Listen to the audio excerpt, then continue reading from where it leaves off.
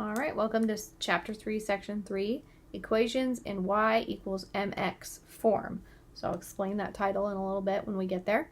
First, let's go over this main screen here. So the first thing you should notice on your screen is a due date. We always tell you when these are due. You don't see it on my screen because this is a teacher preview. I don't get a due date for mine, but you will for yours. Attempts is the second thing you will see. So I'm on attempt number 1 of unlimited attempts, meaning that I can come in here and complete this assignment as many times as I would like to, just over and over and over again until I get the score I'm happy with. Number of questions, so this is 7 questions. There's going to be anywhere from 1 to 10 questions on your assignments, just depends on how many were available for the section. Grading policy is best score, meaning that whichever attempt is the best one is the one you get to keep. Partial credit is enabled, so if you answer 1 of 7 questions, you get credit for the 1 question. Down here it says, please remember, once you start the homework, you must finish it before you can work on anything else. What this means is once I click start here, and even this screen actually before I click start is started, but once I'm in here, I want to make sure that I click submit assignment. And it's going to be down here in the bottom right corner. Again, you don't see it on the teacher preview because I don't submit the assignment, but on your student screen, you will always see that button. No matter what, when you want to leave this screen, even if you've only answered a single question, you click Submit Assignment. Number 1 lets your teacher see that you've been in the assignment and how much you've done, so it gives a percentage. And number 2, it stops the system from locking you out of all the other assignments. Definitely important, because if you just leave the screen, if you just say close this, it's going to assume that you want to leave that attempt open, and it's going to lock everything else out and have you come back to this one. So just make sure that you click that Submit Assignment button. It's not going to start you over. If you've answered a couple of questions, wherever you left off is where it's going to start back up again. So you still have credit for whatever you've already received. It's not going to take anything away. All right, let's look at the buttons on the side here real quick. So we have explanation, example, and message. So explanation will literally explain the problem that you are looking at right now. It's not going to give you an example. It's going to give you the solution to this problem. So you're going to lose your question attempt, meaning that it's going to give you the red X. You're going to have to come in on another attempt to do this question. Example, this is where you can go to get a general example, but not super general. It's going to be this problem type at least. So when we look at this, we can see it's giving us these 2 equations, just like it gave us 2 equations in the other one. We need to decide, are they proportional? If they are proportional, what's the constant of proportionality, which we call K? I'll talk about that in a moment because we're dealing with direct variations here. So that's why we have a constant of K. And they're just going through and showing you what to do for each one. So let's see, they don't actually show you the math too much on here, but they're showing us that with this one, because we have an extra piece here, the equation cannot be written in the form y equals kx. So y and x and y are not proportional to each other because there's this extra piece here, this 3. With this one, we have y equals kx. It's very much so in that form where we have y and then that's equal to x being multiplied by something. So this is proportional and the constant is the number that's being multiplied by x. So that's all we're doing is we're deciding is it in the correct form or not. So once we've read through this and we like this example and we're happy with it, we can leave. We can get another example if we click on this. And you can also message your teacher, which will attach this question directly to the message so we know where to help you. Yay, very cool. Okay, so let's go ahead and get started here. So just like we saw on there, what we're looking for is we want it to be y equals kx. And what this is a direct variation. And we read this as y varies directly with x. That's exactly how we read this. So y is y, varies directly with means equals k, and x comes down here and it's x. Sorry, I didn't do a very good arrow though. But we can see this equation, and this is how we read it. Y varies directly with x. And so we want it to look just like this. We don't want there to be anything added or subtracted on top of it. So that's all we're looking for here. So I can see this one's adding 1/8. So we'd say, nope, that's not proportional. There's something being added or subtracted. For part B here, I can see it's y equals 4x. That looks just like this. My constant in that case would be 4, right? Because that's, instead of k, I see 4 there being multiplied by the x. So it is proportional. and my constant is 4. So that's all we're doing is just identifying some pieces of the equation here. Okay, let's keep going. Boom. All right, Reuben buys cheese from the local farmer's market. The graph below shows the cheese cost in cents versus its weight in ounces. Use the graph to answer the questions. So we have our graph. Let's take a look at it before we have any questions on it. Here's weight of the cheese. Here's the cost. So as the weight goes up, I can see that the cost is also going up because we have this positive slope, this positive line going up. As weight increases, so do costs. So that makes sense. The more I buy with any item, probably the more it's going to cost me, right? All right, so let's take a look at the questions. What is the cost of buying no cheese? Well, hopefully we understand this. If I haven't bought any cheese, it should be 0, right? I haven't bought anything, so it shouldn't cost me anything to buy nothing. I'm hoping. So that's one of the direct variation requirements. It needs to start at 0, 0. So right there at the origin here. Otherwise, it's not considered proportional. We have, that is still a line, but it's not a proportional line or a direct variation. What is the cost of buying 1 ounce of cheese? All right, well, if we go to 1 ounce here and we go up, we can see that it's crossing at 32. So 1 ounce is going to cost 32 cents. So we don't have to put 0.32, we can just say 32 because the cents is written in there for us. How much does the cost of cheese increase for each ounce Reuben buys? Well, this went up 32 cents, right, from 0 to 32. What about the next one? If we go 2 to 64, well, 32 plus 32 is 64, right? Well, if I go to 3 cents, now you have 96, so it's 96, but I was at 64. If I add 32 cents, I get 6 and I get 9. So I get that 96. So I'm adding 32 cents every single time I increase another ounce. So it sounds like it's 32 cents per ounce. Now part D, are the amounts given in part B and C equal? Yes, they are. We can see that. They're both 32 cents. So that's what we were looking for. We definitely want those to be equal. Why or why not? Choose the best answer. So we know it's going to be yes. It's not going to be one of the no's. We can ignore those. But yes, because the line passes through 0, 0. Yes, because the line does not pass through 0, 0. So the specific reason that it is the same is because it passes through 0, 0. There's no other number that I have to worry about it starting at. Starting at 0 and it's just going up per ounce I buy.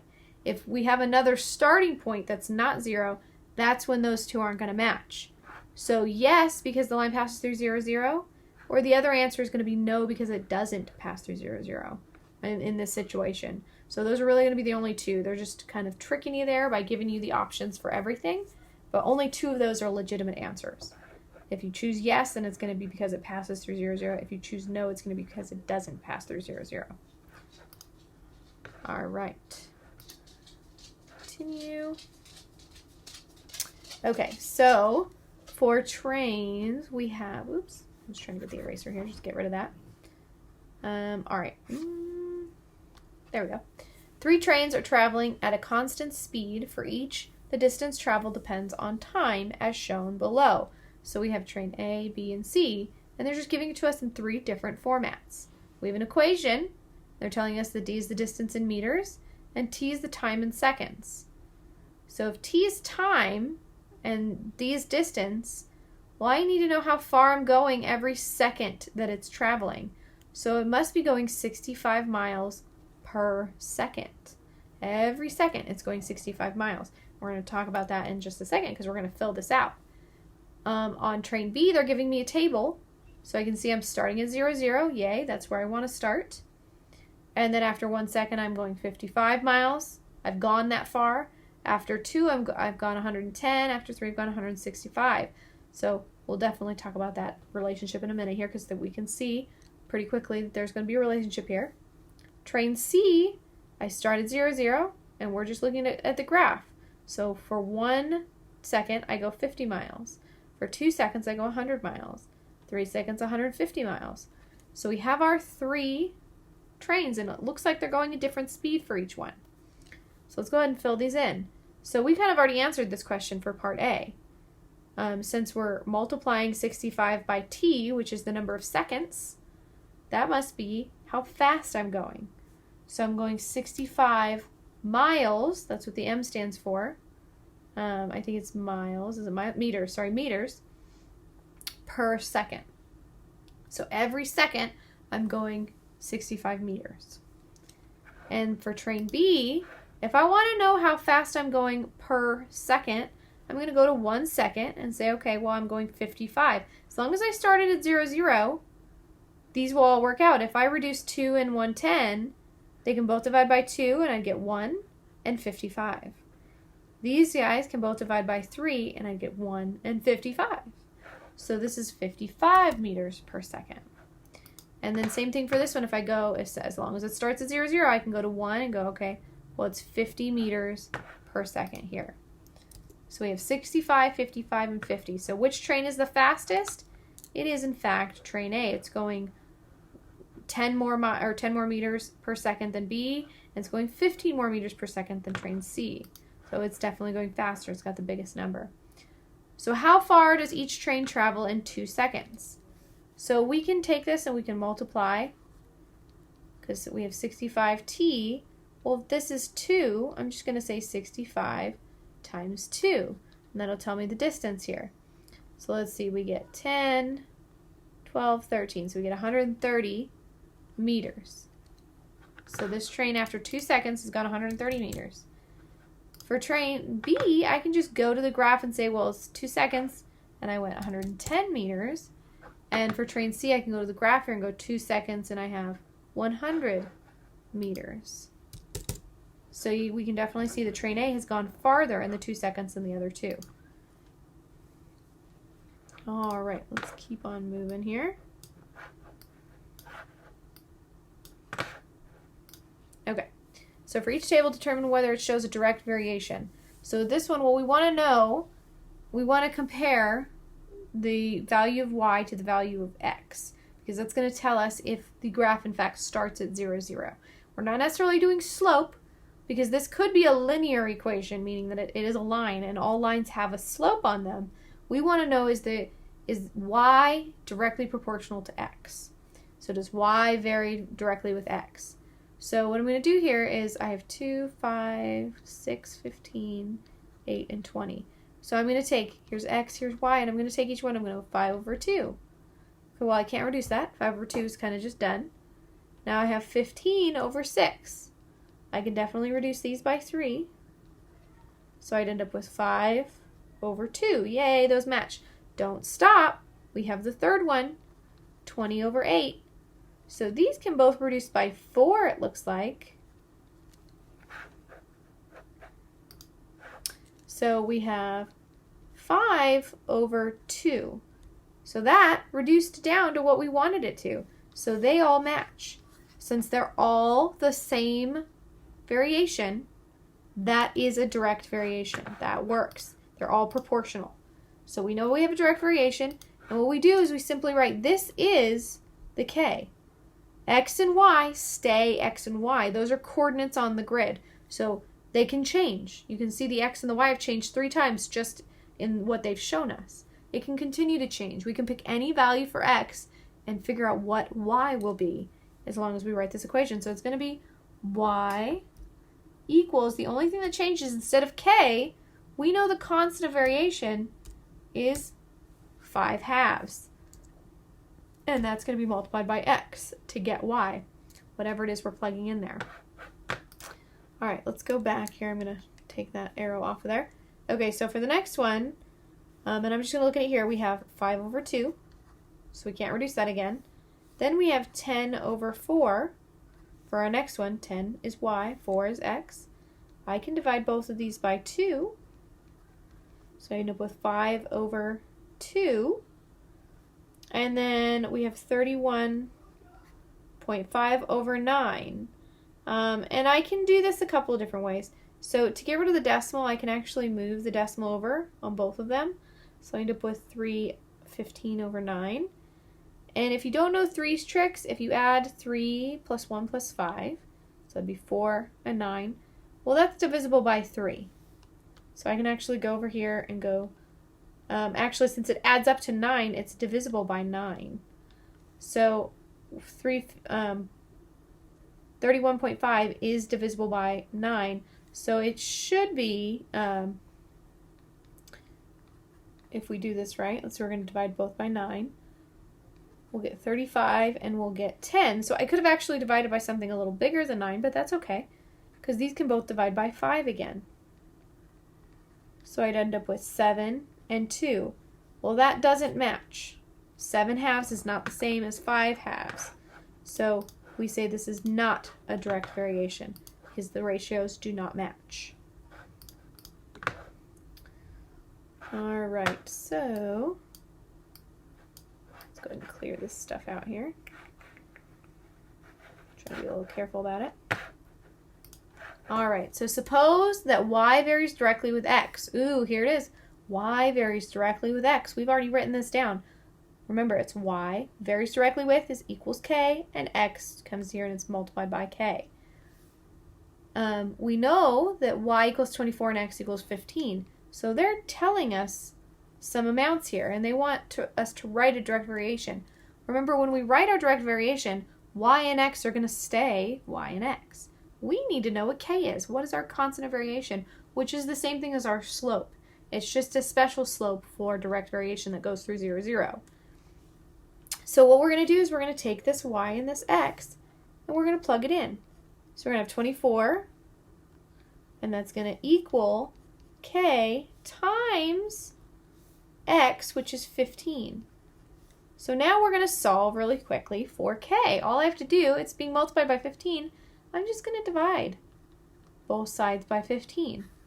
And if you notice, what this turns out to be is y divided by x, which is what we've been doing this whole time, comparing y over x. So this is the same thing we've been doing with all of those other tables. We're just doing it with this one coordinate instead of 3 coordinates. So 24 and 15, they can both divide by 3. So we get 8 and we get 5. And that's going to equal k, because 15 divided by 15 cancels out.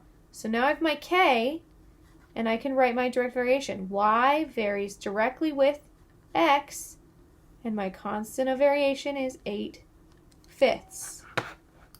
So I can go y equals 8/5 x. So I've written my equation. Here it is. Now it says find y when x is 2. Now that I have an equation written, I can start to change this and say, okay, when x equals this, what is y? I can choose any number I want.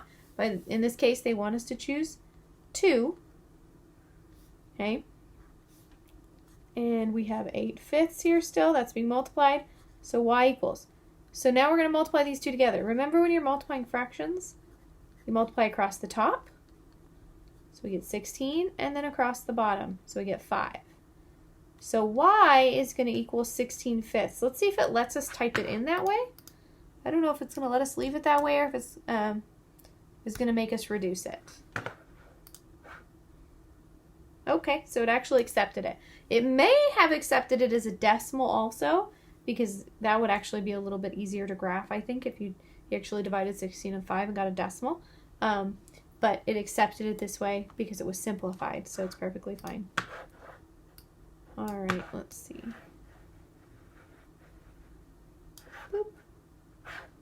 Okay.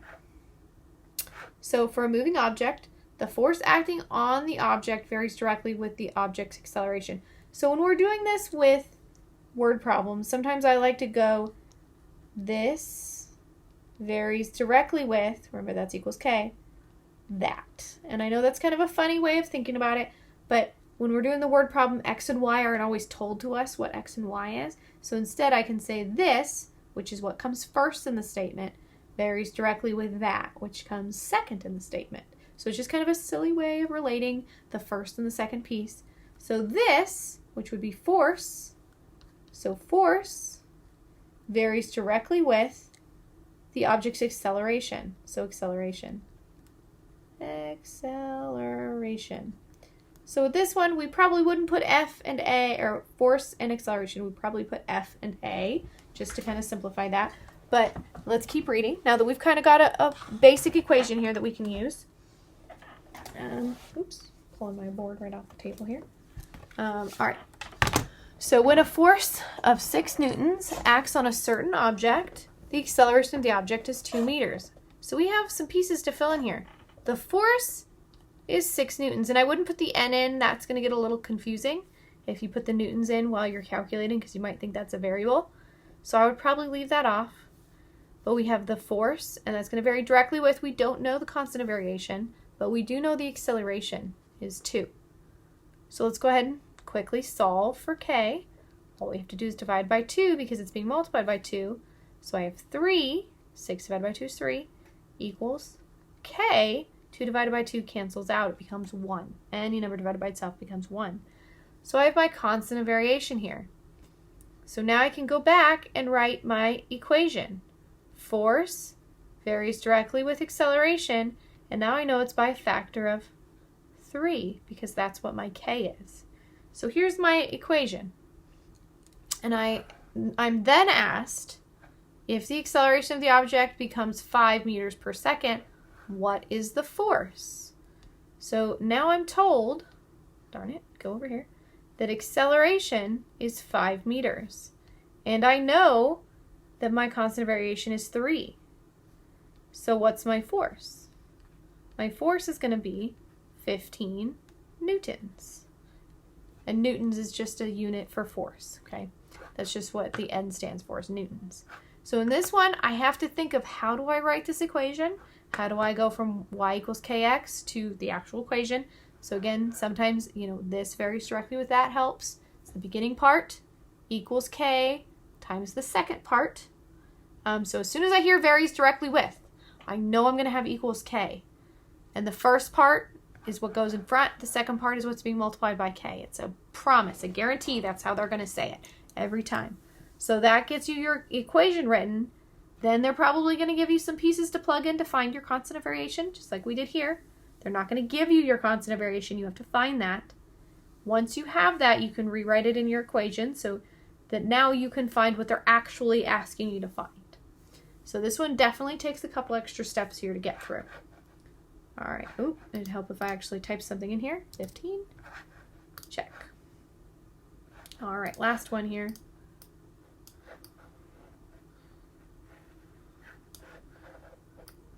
No, dang it. There we go. Okay, so Josh is running. The number of calories he's burned varies directly with the number of minutes he has run. See the graph below. All right, so he's running. So we have calories burned varies directly with. I hear varies directly with. So I know it's going to be equals K. And it's calories burned. And I'm just going to use both words there, burned. So calories burned. And that's going to vary directly with the number of minutes. So times number of minutes. And I'm just shortening this so that I can kind of write it out there. So I have my two pieces. Now we can look at the graph here, and we can see the number of minutes is going along the bottom, calories is going along the side. As the number of minutes go up, so do the calories burned. This is a positive relationship, right? So I can see they're both going up at the same time. So how many minutes does Josh run per calorie burned? So if we look here, and we want to find somewhere where it crosses exactly. So we have 10 minutes and 100 calories. So how many minutes does he run per calorie burned? So what we want to do is we want to go minutes per calorie. So we have 10 minutes and 100 calories. And I want to know per calorie. So what I want to do is I want to bring this down. And I think what they're going to want is the fraction, actually. So what I can do is I can reduce this. I can actually divide both by 10, which just takes the zeros off. So it's going to be 1/10. So this is 1 minute. And this is 10 calories. But this means it's 1/10 of a calorie, or 1/10 of a minute. We can think of it that way. So he doesn't burn 10 calories necessarily every minute. He burns 1/10 of a calorie every minute. So we have to be careful about how we look at that. just because that's a little bit tricky with the fraction there. We didn't fully get down to 1 calorie. But we could also say I'm going to divide by 100, and that would bring us back to here, which we would have 0.10, which would be a tenth. I'm not sure if they would accept a decimal or not. We can test that out here if we want to. But the slope of the graph would also be very similar to this. So we would have the rise, which we rose 100, we went over 10, so the rise would be 100, the run would be 10, so we would have 10 over 1, or just 10. So the slope of the graph is going to be 10 calories. Let's see. 10 calories per minute. So for every 10th of a minute, he burns a calorie. I think, let's make sure. Oh, I was going to change that to a decimal. Darn it, I forgot to change it to a decimal. I do believe, when I did this before, they accepted the decimal when I put it in there. But we just want to be careful about this because it's 10 calories per minute. It's not 10 minutes. So that first one can be a little tricky to answer. We want to make sure we understand it's a 1/10 of a minute because he burns 10 calories every minute, right? So we don't want to just say 10, it's 1/10 of a minute. All right, so that was section 3. We're all done with that one. I will see you in section 4.